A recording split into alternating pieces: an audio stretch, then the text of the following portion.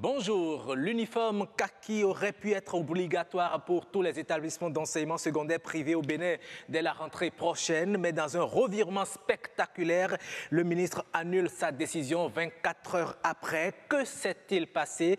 Quels auraient pu être les impacts de cette décision? Nous ferons le débat en décryptage dans cette émission. Le dossier de la semaine revient sur la fête de la musique célébrée le 21 juin dernier. Un expert portera son regard critique sur la compétitivité de la musique béninoise. Bienvenue à toutes et à tous sur Wikeco que nous démarrons par le mini-journal présenté par Estelle Espérance Oropazou.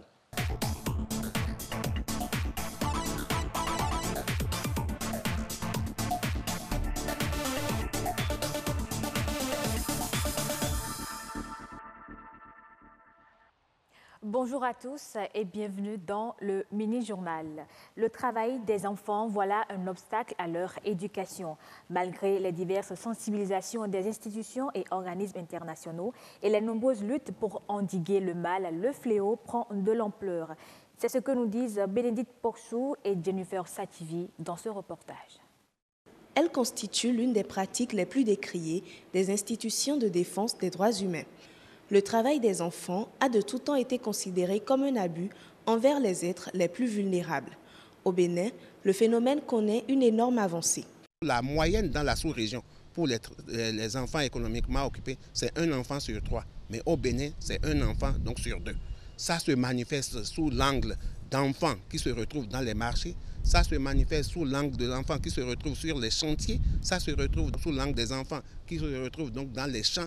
Donc de l'enfant qui ramasse donc les graviers donc au sud-ouest du pays, qui concasse les granites au centre et au nord donc, du pays. L'enfant, il est fait pour aller à l'école, mais on le prive de la scolarisation, on lui demande d'aller travailler.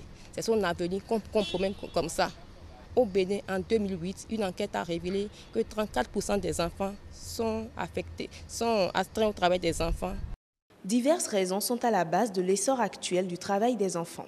En tête de liste, la pauvreté et le faible taux d'éducation. Au lieu que les parents prennent en charge les enfants, ce sont plutôt les enfants qui font travail, qui gagnent un salaire et surviennent aux besoins de la famille. Il y a aussi la défaillance du système scolaire. En dehors de cela, c'est que les employeurs recherchent la main-d'œuvre bon marché. Donc les enfants, avec un peu de sous, on peut les recruter. Et aussi dans certains secteurs, tels que le tissage, la filature, avec les doigts fins des enfants, ils préfèrent recruter les enfants. Une situation susceptible d'engendrer d'énormes dégâts, tant au plan individuel que collectif. Le travail des enfants est un travail qui affecte le développement mental, psychologique de l'enfant et qui compromet son éducation et sa santé. Lorsque les enfants travaillent, c'est la nation, n'est-ce pas, qui est en difficulté. Lorsque les enfants travaillent, c'est l'avenir de ces enfants qui est compromis. Lorsque les enfants travaillent, c'est les adultes qui sont au chômage parce que la main-d'œuvre infantile coûte moins cher. C'est extrêmement grave qu'une nation laisse ses enfants exploiter, laisse ses enfants au travail. Selon l'Organisation internationale du travail OIT, faire travailler les enfants devient un délit lorsqu'il s'agit de tâches dangereuses ou lourdes de conséquences pour l'enfant de moins de 15 ans. On peut citer entre autres la traite des enfants, la servitude pour dette, le sevrage ou encore les enfants dans des conflits armés. Comment assurer la sécurité du couple mère et enfant? Le numérique se révèle aujourd'hui la solution pour répondre à cette interrogation. Pour ainsi dire que la sécurité du patient à l'hôpital devient un sujet préoccupant pour les établissements de santé. Le sujet a été abordé à la conférence internationale des ministres de la Santé et d'éthique. Plus de détails dans ce reportage d'Auréole Ayeyon et Rodrigue Babaguito. Vous avez une crise, vous entrez dans un hôpital. On n'aura pas à aller fouiller dans des archives pour pouvoir rechercher très loin vos dossiers. On met juste votre identifiant, on sort les données, on a des antécédents sur vous, on sait qu'est-ce qu'il vous faut faire. Aussi suffira-t-il à tout médecin de se baser sur l'identifiant d'un patient pour tout savoir sur le dossier médical de ce dernier. Mais tout ceci n'est possible que grâce à un hôpital numérisé. Le numérique devient de plus en plus incontournable pour assurer une bonne vigilance sanitaire. Aujourd'hui, quand nous voyons un peu ce qui se passe avec les archives, quand nous voyons un peu ce qui se passe entre les spécialistes, même d'une partie de l'hôpital à un autre, de laboratoire par exemple à la salle de consultation, on ne peut pas échapper à la numérisation. Aujourd'hui, si vous avez des données numérisées au sein de l'hôpital et que l'hôpital interagit avec d'autres hôpitaux, vous avez la possibilité, même loin de votre pays, que vous puissiez consulter vos données et les fournir à un médecin pour avoir une meilleure prise en charge.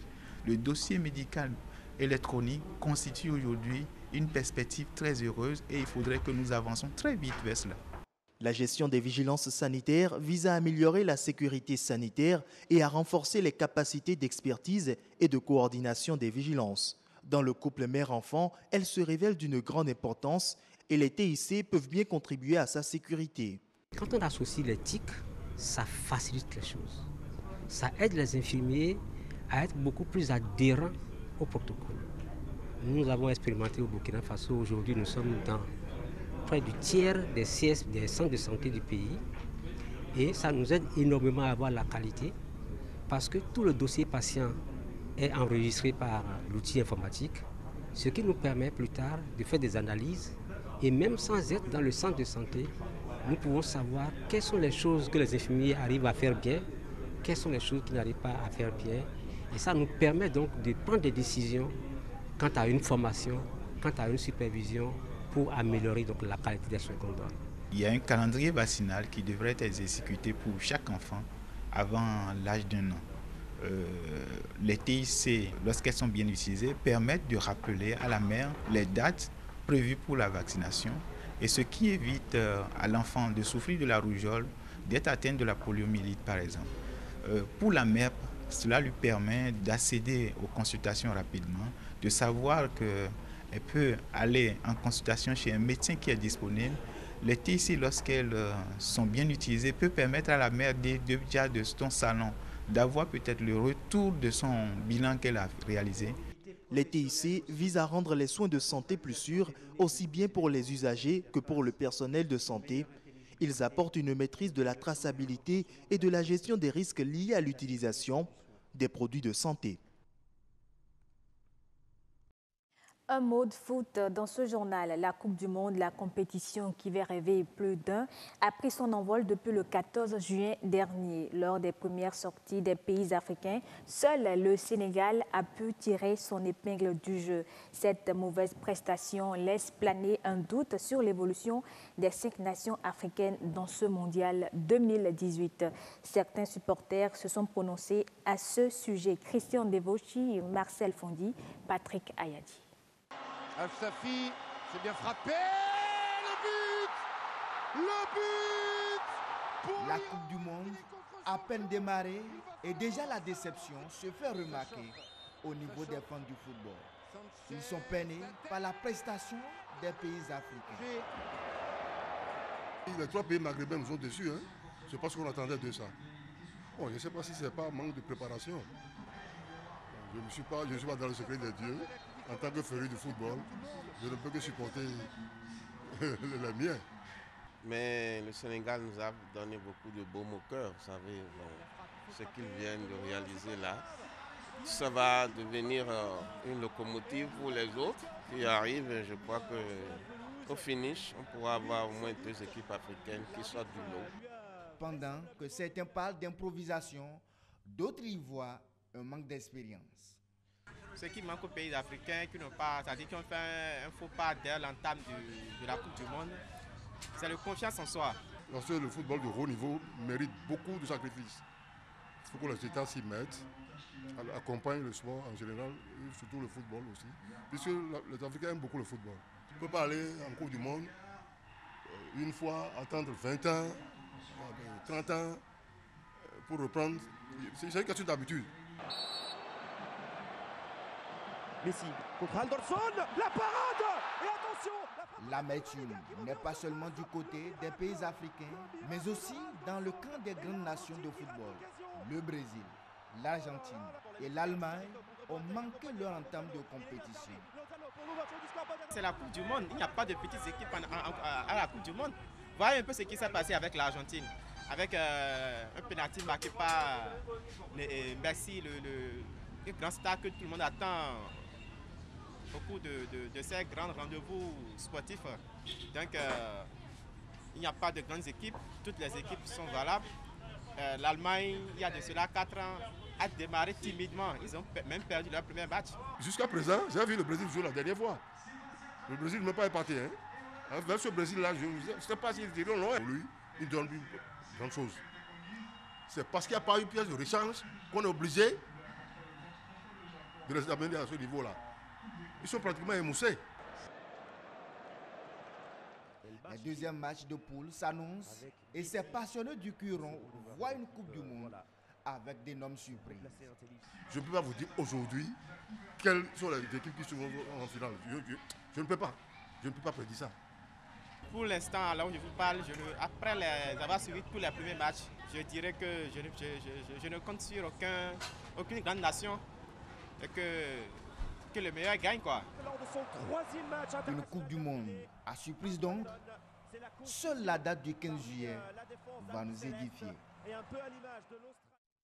Voilà, tous donc derrière le Sénégal. Et c'est ici que prend fin ce journal. Suivez juste après moi la revue de presse et le décryptage. Merci à vous, Estelle Pazot, pour cette édition très bien présentée. Le football, le mondial 2018, ça déchaîne les passions et les supporters africains sont dans leur globalité un peu déçus de la prestation de leurs représentants à cette Coupe du Monde. En tout cas, nous espérons. Merci à vous, Estelle. Vous avez bien fait de l'avoir annoncé. Tout de suite, c'est la revue de presse, une réalisation signée Rodrigue Babagbeto.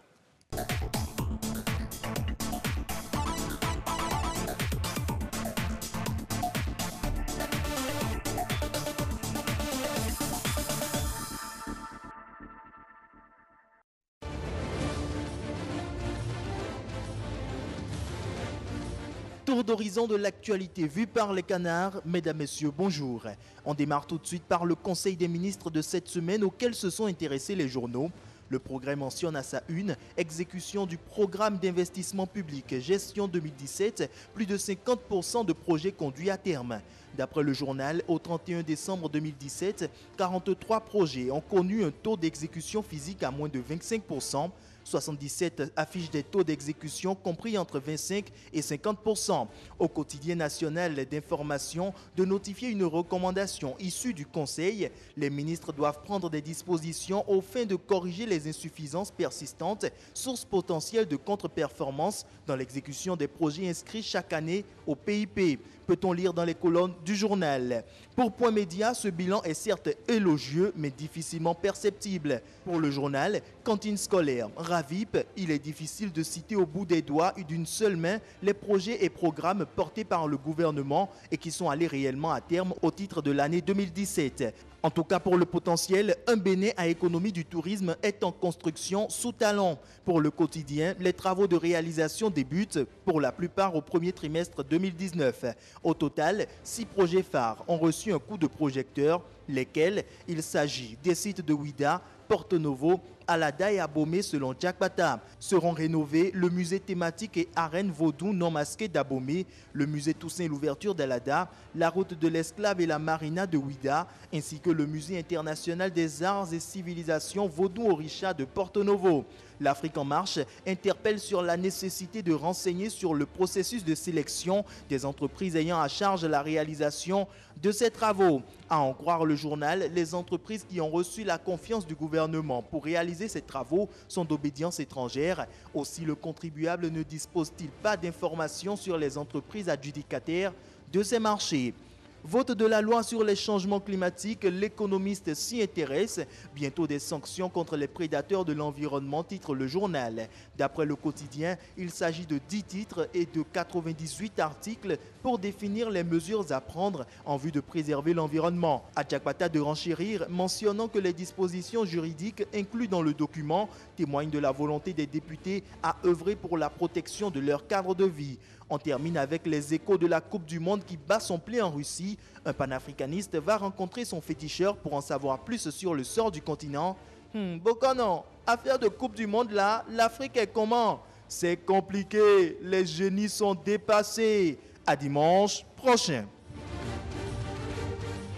La revue de presse réalisée par Rodrigue Babagbeto. Merci à vous d'avoir terminé cette revue de presse par cette revue caricaturale de l'actualité. Et tout de suite, nous allons parler de cette décision qui a été annulée 24 heures seulement. La tenue kaki aurait pu être obligatoire dans les établissements d'enseignement secondaire privés dès la rentrée prochaine, mais la décision, elle a été annulée. Pourquoi? Nous allons faire le débat juste après ceci.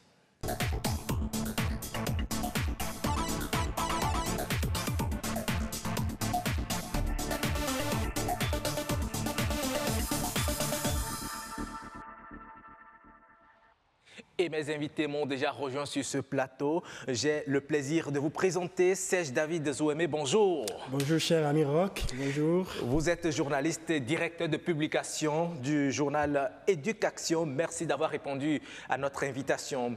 Et en face de vous, celle-là qui signale son grand retour, Agnat Bello. Bonjour. Bonjour, Corolien Koinou, mesdames et messieurs, bonjour chez vous. La pleine forme. Si, ça va. Vous êtes journaliste à BB24, spécialiste des questions TIC et éducation. C'est moi. Voilà. David Zouémé, la décision a fait le tour de l'actualité. Dès la rentrée prochaine, les établissements d'enseignement secondaire privés auraient pu être contraints de porter l'uniforme kaki, mais malheureusement, 24 heures après, on a constaté que l'autorité a rapporté sa décision. Que s'est-il passé? Quelle analyse faites-vous de cette décision qui a été rapportée? Merci, cher ami. Je voudrais, permettez-moi de parler de camoufler et donc retour à la case départ. On aurait pu justement vivre les premiers instants de cette décision qui, quoi qu'on dise, a été applaudie par une bonne frange des acteurs du secteur de l'éducation. Mais elle a été aussi critiquée. Elle a été aussi critiquée, mais si on devrait un peu faire un peu la balance, je crois que ceux qui devraient militer en faveur de cette décision seront, je vais dire, assez importants. Mais seulement, cette décision, cette nouvelle décision qui, je vais dire, met en cause la toute première, renseigne un peu sur cette cacophonie qu'on observe dans la prise des décisions au sommet de l'État. Permettez-moi de le dire ainsi. D'accord. Agnès Bello, vous pensez que la décision n'avait pas été très bien mûrie avant d'être prise? Ce qui est sûr, la reculade nous laisse songer que justement, il n'y a pas eu assez de concertation. Ou bien c'est pour mieux faire? Justement, ça ne sert à rien de prendre la décision de reculer après avant de mieux faire. Nous ne sommes pas dans le secret des dieux, mais les dieux même savent justement qu'ils veulent prendre une décision. Donc à eux de s'assurer qu'au moment où la décision est prise, elle est prise une fois pour de bon. Tout compte fait, c'est clair désormais, le kaki n'est plus obligatoire comme la première note l'a signifié à partir de la rentrée prochaine. Peut-être qu'elle viendra. On a dit qu'il y a un statu quo qui est porté sur cette question. Il faut insister sur le mot statu quo. Mais n'empêche, nous allons parler justement de l'importance de cette décision. Qu'est-ce qui, selon vous, Agnat Bello, a pu susciter la prise de cette première décision à l'autorité? Alors, d'aucuns parleraient d'une dichotomie. Au niveau des tenues que nous observons ici, on aurait une uniformisation, au moins on saura que l'école béninoise a désormais une identité vestimentaire. Tout le monde va pouvoir s'identifier à travers un seul tissu. C'est quand même louable, c'est une bonne idée. Et si c'est bien suivi comme cela se doit, ça peut même renforcer le tissu économique béninois. Donc la décision en elle-même, pour moi, elle ne pose pas problème. C'est peut-être le moment où on va commencer par l'appliquer. Tout ce qui devrait sous-tendre l'application de cet arrêté qui a posé problème. D'accord. Est-ce que vous pensez que c'est un désordre que le ministre a voulu corriger en prenant cette décision d'uniformiser les uniformes dans les établissements scolaires aujourd'hui au Bénin? Et c'est en cela que si la première décision était maintenue, on allait l'applaudir. C'est vrai qu'on sent une sorte de, je vais dire, de désordre, disons les choses de cette façon-là, dans le comportement vestimentaire justement des apprenants. C'est vrai que dans le public, il y a la tenue kaki qui est connue de tout le monde, mais dans le privé, je crois que chaque école a sa tenue. À des moments donnés, on a même tendance à confondre même les apprenants de ces écoles privées, justement, à des artisans, des couturiers, à des coiffeuses, etc. Donc, cette décision, normalement, devrait permettre d'uniformiser, de donner un visage ou une image, justement, à l'école béninoise, quand on regarde, justement, l'école béninoise de l'extérieur. Mais malheureusement, la décision a été rapportée. On estime que c'est peut-être pour mieux mûrir cette décision-là dans les tout prochains jours. Et donc, on aura encore d'éléments pour revenir sur le sujet. Tout à fait. Mais vous savez, si on s'en tient à la première décision prise, ce n'est pas seulement l'uniformisation qui est le problème, mais le modèle également. Aujourd'hui, vous savez qu'il y a un phénomène qui prend de l'ampleur dans le milieu scolaire, notamment secondaire, les grossesses. Est-ce que vous pensez que le modèle que les enfants filles, les élèves filles, portent sont des modèles qui ont tendance à inciter à la débauche? Pourquoi pas? Je présage même que cela fait partie des motivations, des raisons qui ont amené le ministre à prendre cette décision. Ganath a commencé par dire, d'abord, il y a cette question de... Agnat, excusez-moi, l'uniformisation. Mais au-delà de ça, il y a également, je vais dire, le modèle. Le modèle parce que aujourd'hui, surtout au niveau des privés, on se taille, je vais dire, une tenue à la lumière de son goût, à la lumière de son désir, et pourquoi pas même, on va même jusqu'à exposer le corps, ce qui constitue des éléments, je vais dire des excitants pour justement l'enseignant, et l'enseignant qui est excité ne l'empêchait pas justement d'aller dans des dérives, c'est-à-dire faire des avances à son apprenant. Et donc, du coup, les grossesses en milieu scolaire, voilà un peu des motivations. Et donc, c'est même pourquoi, justement, au niveau de la première décision, il a été même dit que désormais, pour les filles, que la tenue kaki doit aller jusqu'au niveau des genoux, juste pour cacher un peu tout ce qui relève un peu. Et vous pensez que même si le kaki descendait après les genoux, ça peut empêcher les enseignants vicieux? C'est vrai que justement, il y a des enseignants vicieux qu'on ne peut nullement contrôler. Mais il y a d'autres qui sont motivés, qui sont excités psychologiquement, justement, parce que peut-être il y a les jambes au dehors, etc. Donc, ce n'est pas tous les enseignants qui versent un peu dans... Très bien. Voilà. Agnat, on veut imposer un modèle. Permettez quand même que je relève, et ça, je crois, je dois cette information à Amel de Soukago. Il faut relever le fait que, après les sondages, 90% de ces grossesses-là qu'on a remarquées au niveau scolaire n'est pas du fait des enseignants. dont nous n'avons peut-être qu'un faible taux de 10%. Oui, mais c'est-à-dire, n'en parlons pas comme si ce n'était que. C'est aussi entre élèves, c'est aussi entre parents d'élèves. Mais ça peut aussi inciter les élèves qui sont aussi auteurs, même des parents qui voient les élèves sortir, circuler dans les rues avant d'aller à l'école. Supposons, ce qui est sûr, on aura le temps de pouvoir revenir sur ce plateau et faire le point. Si réellement la décision revenait encore, on pourra savoir si véritablement ça a changé quelque chose. Maintenant, est-ce que vous pensez qu'on peut imposer un modèle de confection des tenues kaki aujourd'hui aux apprenants, si on devrait maintenir cette décision? Cela, ça dit, c'est le droit régalien de l'État. L'État peut décider de par lui-même d'opter pour une tenue, un uniforme identique au niveau de tous les apprenants. L'État peut le décider. L'État peut le décider. L'État est dans son rôle et dans son droit. Il peut bien sûr décider et opter pour cela, parce que cette décision, si elle est prise certainement dans une dynamique donnée. Donc voilà, l'État doit se donner tous les moyens pour pouvoir atteindre ses objectifs. Maintenant, si cette décision a été rapportée, c'est certainement parce que l'autorité a tenu compte de certains paramètres.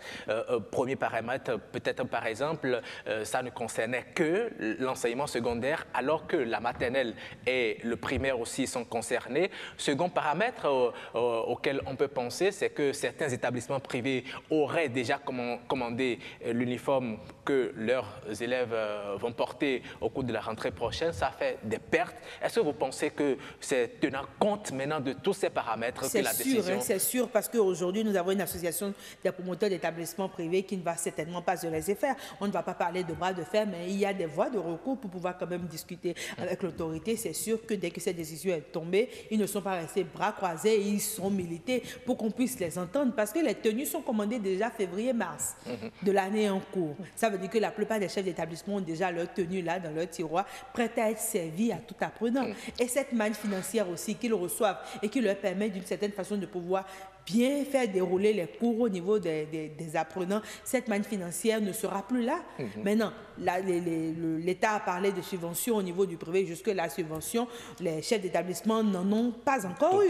Donc, il y a tout un préalable qui devrait avoir lieu avant quand même qu'on en arrive à cette décision. C'est peut-être ce qui expliquerait cette reculade. Mais ce qui explique peut-être cette reculade aussi, comme vous le dites si bien, c'est pour mieux sauter. On parle aujourd'hui d'une production record du coton que nous exportons, alors qu'il y a des industries textiles qui auraient pu transformer ces cotons ici. Est-ce que vous ne pensez pas que les industries textiles peuvent aussi saisir cette opportunité pour sortir de leurs industries, de leurs usines, justement, les kakis à offrir aux apprenants? C'est vrai que si la première décision était maintenue, les sociétés qui interviennent dans ce secteur-là allaient saisir la balle au bon. C'est-à-dire, quand je prends par exemple la société Coteb et bien d'autres, ça serait peut-être une manière de redonner une seconde vie à ces sociétés qui, actuellement, sont presque dans des états à la limite embryonnaires ou moribonds. Tout à fait. Donc, on aurait pu justement drainer, je vais dire, toute cette masse d'apprenants vers ces sociétés-là en termes justement d'acquisition justement de tenues kaki. Mais voilà que la décision a été rapportée. Mais on ne peut quand même pas... Enfin, c'est prévisible. On savait que ça. Moi, personnellement, je me dis, est-ce que ça n'allait pas connaître un échec? Parce que dans la mesure, quand vous prenez même dans le rang des autorités, pas nécessairement en poste, il y a quand même des gens, des anciens ministres de l'État qui quand même sont des promoteurs d'établissements. D'accord? Au-delà de ça, il y a aussi d'autres cas de l'administration publique qui ont également des écoles, qui ont des établissements. Donc vous croyez que ceux-là vont encaisser aussi facilement cette décision prise? Parce que justement... Donc vous voulez dire que ce sont ceux-là qui ont fait de l'influence? Je ne le dis pas, mais vous comprenez que les tenues, les uniformes dans les privés constituent également une source d'enrichissement pour les écoles là. Oui. Et donc, c'est un manque à gagner pour ces écoles-là. Et donc, du coup, ils ne peuvent pas justement se retrouver dans la logique du ministre. Et donc, certainement que tout ceci, je continue de dire que ce sont des suppositions, tout ceci donc, a dû peser dans la balance pour amener le ministre à se raviser et donc à revenir sur sa décision. Oui, certainement pour mieux la généraliser afin que cela ait d'impact positif. Que faut-il faire aujourd'hui, puisque vous appréciez cette décision, c'est la première qui a été prise d'ailleurs, que faut-il faire aujourd'hui pour que cela puisse aboutir, s'il faut la réintroduire? D'abord, il faut s'assurer que tout ce que nous avons en face, c'est-à-dire que ce soit les chefs d'établissement au niveau du privé, en tout cas le public, au niveau du public, le problème ne se pose plus véritablement, sont déjà prêts et que réellement ce qui a été déjà programmé pour cette année a déjà été évacué et qu'on peut tous ensemble préparer la nouvelle année, définir les conditions dans lesquelles cela va se faire, comment est-ce que les chefs d'établissement vont avoir ces tissus à disposition pour pouvoir fournir les apprenants. Est-ce qu'on aura un tissu unique? Parce que quand on parle de tissu kaki, on en a de toutes sortes. Tout à fait. Pour côté, par exemple, il y a le tissu Tegal, que vous connaissez certainement, dont on était tellement fiers, voilà, bien lourd. On disait même que c'était chaud, en tout cas on avait chaud avec et tout.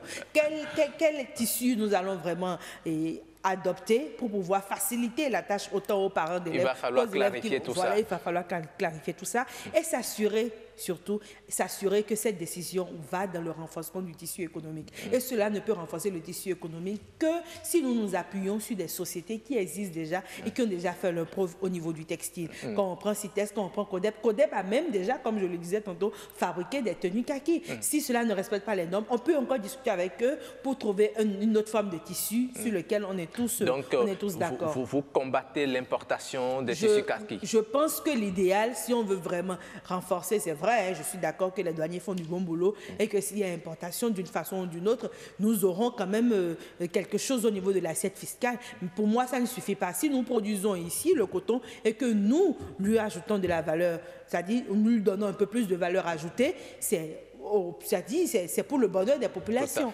Voilà. Tout à fait. Merci à vous, Agnat. Ce sera votre mot de fin. Merci d'être passé. Serge David Zouémé, votre mot de fin. Oui, moi, que faut-il? Oui, je demanderai au ministre, peut-être pas tout de suite, je lui demanderai de revenir sur sa première décision, peut-être dans la durée. Ah bon? Oui, bien sûr, parce que je me dis, cette première décision apportera plus de la valeur ajoutée que la situation actuelle qui prévaut. Et donc, prendre du temps.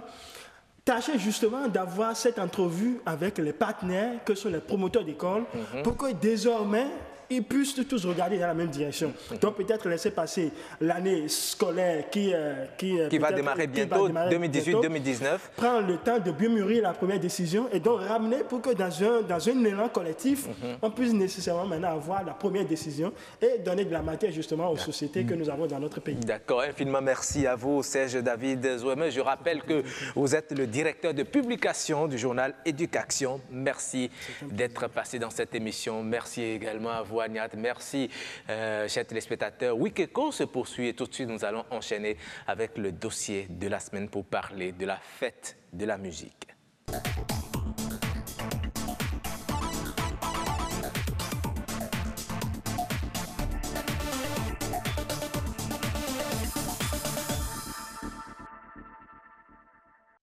On a célébré le 21 juin dernier la fête de la musique pendant que les artistes de certains pays travaillent à imposer leur rythme, leur musique au plan international, sur le marché international. Que fait le Bénin dans cet univers? Quel est le contenu des productions musicales béninoises? Eh bien, nous en parlons tout de suite avec un spécialiste. Mais avant, regardons ce reportage.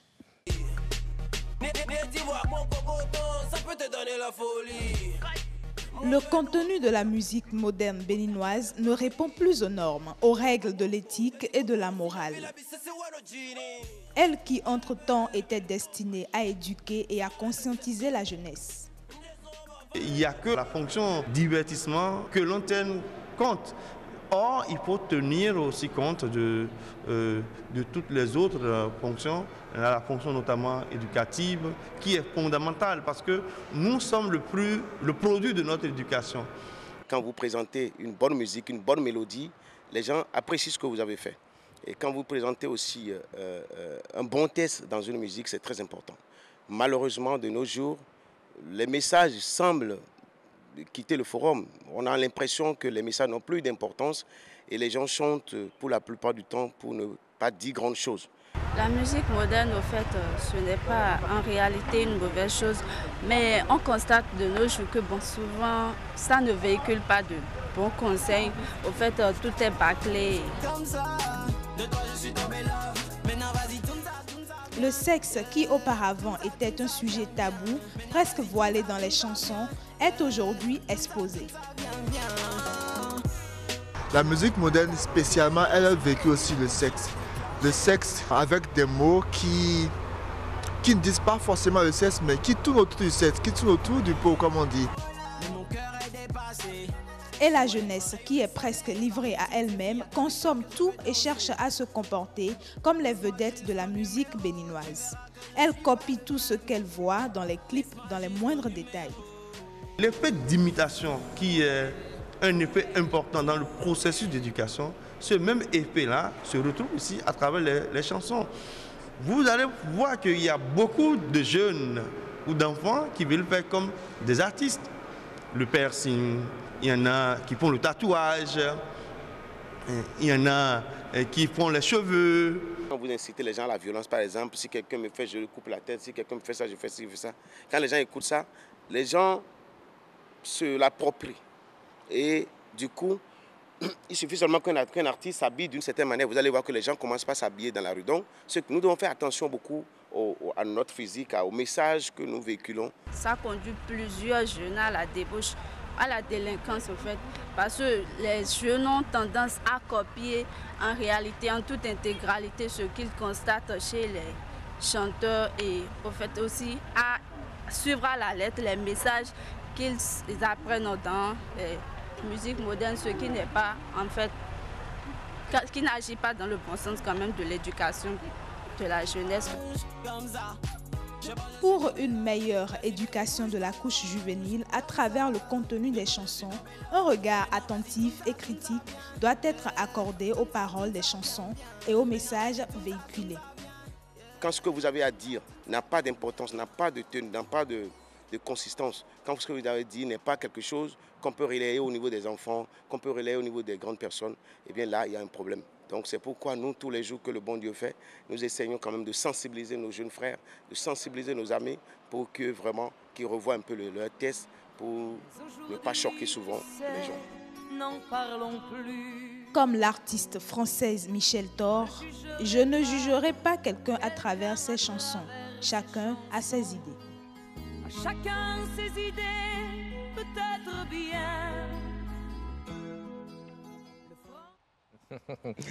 Ah oui, nous parlons du contenu de nos œuvres musicales avec un sachant, un expert, Aristide Agondanou. Bonjour. Bonjour, comment ça va? Et bonne fête aux journalistes, à tous les techniciens qui sont dans l'ombre. Merci, merci beaucoup. Merci, vous êtes programmeur des arts de scène. En quoi consiste votre métier rapidement? Moi c'est Aristide Agondanou. J'ai une agence, je dirige une agence qu'on appelle l'agence artistique Aronegos, spécialisée en booking et management et puis production de spectacles. Quand on parle de programmeur, c'est simple, c'est celui-là qui essaie de positionner des artistes un peu partout sur des festivals, de l'accompagner, de le développer. Et c'est un métier vraiment passionnant et qui demande beaucoup de recherche. C'est différent du manager? Oui, c'est plus que ça. D'accord, très bien. On en parlera tout à l'heure. Merci d'avoir levé un coin de voile sur ce que vous faites. Marcel Achossi, bonjour. Bonjour, Roch. C'est à vous que je reçois l'expert. Bien sûr. Le spécialiste. On va y aller très rapidement. Le programmeur. Un métier plus que le manager. Alors, Aristide Agondanou, vous êtes dans le milieu, vous savez un peu ce qui se passe. Dites-nous, nous venons de fêter la journée mondiale de la musique. Dites-nous, comment est-ce que vous apercevez aujourd'hui la musique béninoise dans tout son ensemble? Oui, la musique béninoise, tout d'abord, on remercie le Seigneur de nous accorder tout ce qu'on a comme matière dans notre patrimoine musical. Et nous sommes les plus, je dirais, les plus gâtés. Et pourquoi? Parce que on a eu la chance d'avoir des musiques dont les mélodies sont hyper complexes. Et quand tu touches un peu, tu fais des recherches sur notre musique traditionnelle, tu verras que c'est immensement riche et malheureusement, on ne l'utilise pas comme il fallait. Et on se laisse laminer par les autres musiques venant d'ailleurs, comme du Nigeria à côté. Or, ce que nous avons comme matière, ça dépasse le Nigeria, le Niger, le Burkina Faso et tous ces pays-là. Et quand tu vas animer des workshops dans ces pays-là et tu veux installer des rythmes de chez nous, on te dit ah non, ça, il faut votre musique là, parce que tout le monde a peur de nous. Et même on nous respecte. Voulez-vous donc dire qu'avec, malgré toutes ces richesses que nous n'avons pas une bonne place à l'échiquier, disons d'abord continental et international. Bien sûr, le Bénin est absent. Il faut qu'on se dise la vérité. Le Bénin est absent, même les grands rendez-vous, on est absent ou nous sommes en retard. Bon. Et la faute est à qui? Bon, c'est partagé. C'est partagé. Tout d'abord, au niveau de la façon dont les artistes travaillent. Il ne faut pas travailler pour se faire plaisir seulement. Il faut penser aux autres. Quand j'ai du plaisir, il faut partager avec les autres. Il faut voir ça. C'est ce qu'ils font. Chacun évolue dans son coin. Chacun évolue dans son coin. Quand l'artiste chante, il véhicule un message. Le message n'est pas pour lui. Ce n'est pas lui seul. Ça dit que, quand je dis il faut partager, c'est comme toi, un professeur d'université, tu as un enfant qui est au CP, est-ce que tu vas parler le français de l'université à l'enfant? Il faut partager. Pourquoi je dis ça? Prenons un rythme simple de Adjahoui, Père à son âme. Et je vous dis, même à Ottawa, on m'a réclamé Adjahoui, mais il n'hésite plus. Bon, voilà. Et on prend la mélodie simple de Adjahoui, n'importe. Quand tu écoutes, tu analyses. C'est plein de messages. C'est plein de messages. Mais artistiquement, les mélodies sont hyper riches. Donc, quand moi, un arrangeur, je vais arranger, c'est-à-dire je prends la mélodie et le mettre à jouer avec les instruments traditionnels, je dois respecter les normes des accords, mais utiliser des accords simples pour que ça tourne. Pour que même celui-là qui ne connaît pas ta langue et qui ne connaît même pas la mélodie, ton pays, puisse apprécier. Il faut donner le temps. Ce qui n'est pas le cas actuellement. Ce n'est pas le cas. On charge trop nos musiques traditionnelles, surtout ceux-là qui font musique moderne d'inspiration traditionnelle. On charge trop. Même nos percussions. Nos percussions. Quand vous écoutez un traditionnel, ou bien allez écouter les traditionnels, tu écoutes, tu sais, ils ont tellement de... Ce n'est pas leur faute. C'est parce que nous sommes riches. Et on a des informations. Il faut maîtriser ces informations. Et ça, c'est un frein. Ça, c'est un frein pour l'émergence sur le plan international. Mis à part. Maintenant, nous prenons tout cela, l'équipe managériale. C'est-à-dire, je parle du tourneur, du booker, du manager, du producteur, des journalistes, spécialités. Il y a plein d'opportunités là. Oui, oui. Et ceux-là, ils doivent aussi faire leur travail. Parce que l'artiste, il est quoi? Il est juste un créateur. Mais les autres, ce sont des magnons pour la vente. C'est ça. Donc, ils doivent être à la recherche, surtout avec l'influence de l'Internet. À chaque fois, il faut faire des recherches. Et il y a des lieux. Maintenant, on n'a pas assez de temps. Mais lorsque vous voyez le contenu de certaines chansons, le contenu que ce soit en paroles, qu'en images, est-ce que ce sont des œuvres vraiment vendables sur le marché international? Vous savez, l'international, il y a des codes qu'il faut savoir. C'est pour cela, moi, souvent, je conseille, quand tu es un bon musicien, un bon chanteur, quand il y a des conférences, débats sur des thèmes, dans des pays, il faut te déplacer, va écouter, va suivre. Peut-être tu as des zones floues, tu poses des questions. C'est à vous suivre, vous n'êtes pas totalement contre ces images un peu... Oui, ces images que vous venez vous savez, l'artiste. L'artiste, il est dans son milieu. Hein, et c'est quelqu'un d'autre qui va tailler, excuse-moi, son image, qui va l'orienter. Lui, il est dedans, c'est comme l'océan. Il est dedans, il va. Mais il faut l'accompagner. Et il faudrait que l'artiste aussi, c'est ce qui est paradoxal dans le métier, c'est que c'est l'artiste qui choisit son manager, mais le manager devient son maître. Et il lui dit, non, l'habit que tu as porté là, non, tu ne sors pas avec ça. Tu me changes ça. Allez, on ira dans la boutique, on ira acheter. Tu vois, tout ce que vous voyez, c'est parce que ceux-là sont absents aujourd'hui. Non, c'est parce que les artistes ne sont pas habillés. Il faut être entouré.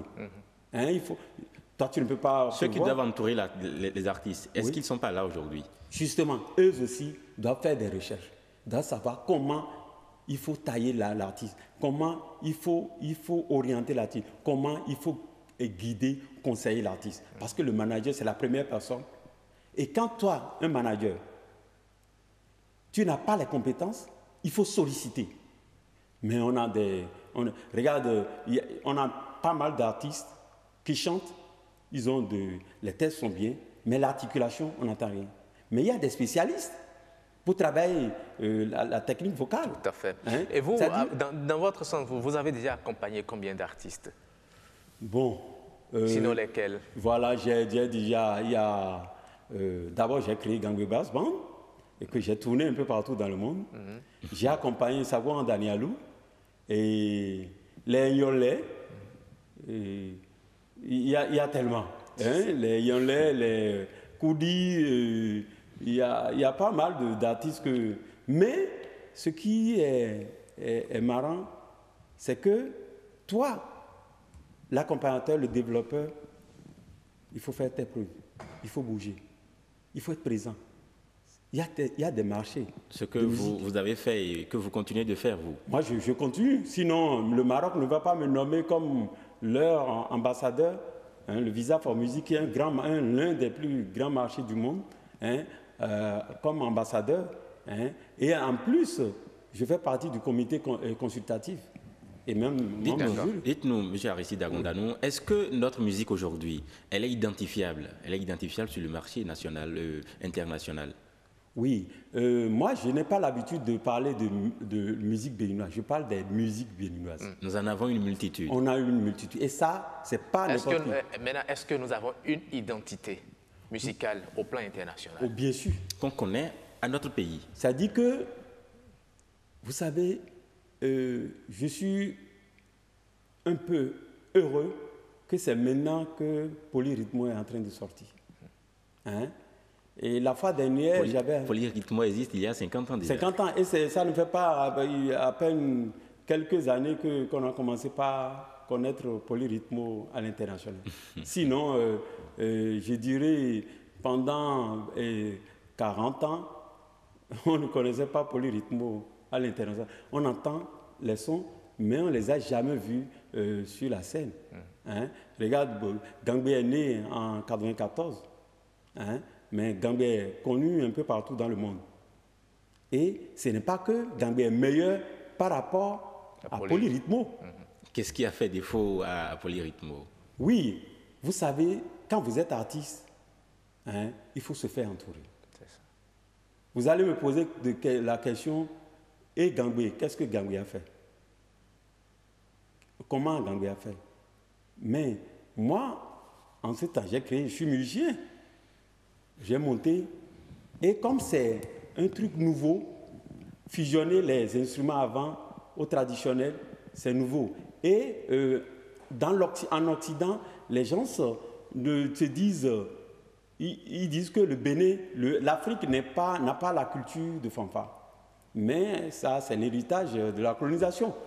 Et maintenant, c'est parce que dans les années 90, il y a le Mali qui nous a donné une belle leçon que le Bénin doit s'inspirer. Hein?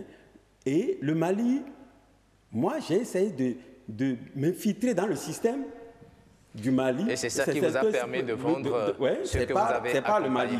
Maintenant, quand on parle de Kidjo, vous allez me demander qui est Kidjo. Mais c'est Kidjo, c'est pas Paris. C'est Paris qui l'a, c'est pas le Bénin. Maintenant, qu'est-ce que le Bénin a fait? Tu vois? Il faudrait la grosse interrogation. Qu'est-ce qu'il faut corriger? Qu'est-ce qui reste à corriger? Rapidement, parce que le temps il est parti. C'est-à-dire, dans chaque, il y a 3 compartiments. Il y a l'artiste qui doit vraiment travailler, penser quand il travaille, il ne faut pas penser seulement au marché local. Penser marché local et puis marché international. Et l'équipe managériale doit aussi travailler, doit être présent au grand rendez-vous. Troisième position, il faudrait que ceux-là qui sont responsables de la chose culturelle, je parle du ministère de la Culture, donnent d'orientation, accompagnent et orientent. Très bien. Merci à vous Aristide Agondanou. Vous êtes programmeur des arts de scène. Merci. D'être passé faire cette critique des productions béninoises. Ce qu'il faut faire désormais pour positionner davantage les œuvres musicales béninoises sur le marché international. Vous l'avez dit. Merci également à vous, Marcel Arrossi. Merci. Et cette émission est à présent terminée. On descend. Merci à toute l'équipe, à la réalisation Christelle Saboran, entourée de toute son équipe. Merci à vous également, au chef d'édition du jour, Christelle Abangla. Au revoir, mesdames et messieurs. Prochain rendez-vous dimanche à partir de 11h. Et prenez votre rendez-vous. Au revoir et à bientôt.